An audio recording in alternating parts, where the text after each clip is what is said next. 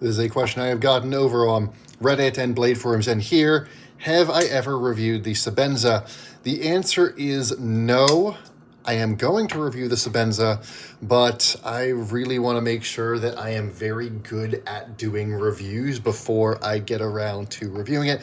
I don't quite feel I'm there yet.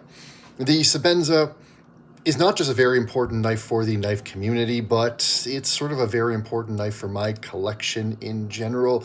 This is probably the small Sebenza more than the large, but if you told me that I only had to have one knife, it would be this. I do think that the small Sebenza is still, I'll lay them this way because they actually stay there. I do think the small Sebenza is still probably the single best knife on the market.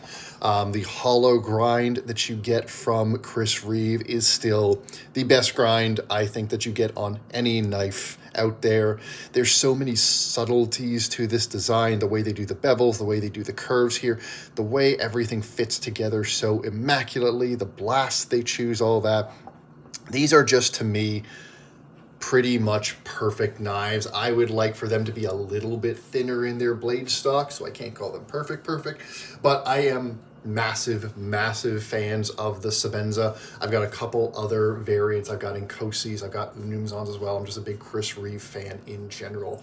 I want to make sure by the time that I review the Sebenza that I can talk about knives well enough to really do the knife justice, because frankly, there's enough Sebenza reviews on YouTube already. There doesn't need to be another one unless there is something that I'm really adding to the conversation. So there will be a Sebenza review down the road, but just your preview of it right now is that it is probably my favorite knife. If not, it's very close to it. And so when that review comes around, it is going to be extremely favorable. Thanks for your question.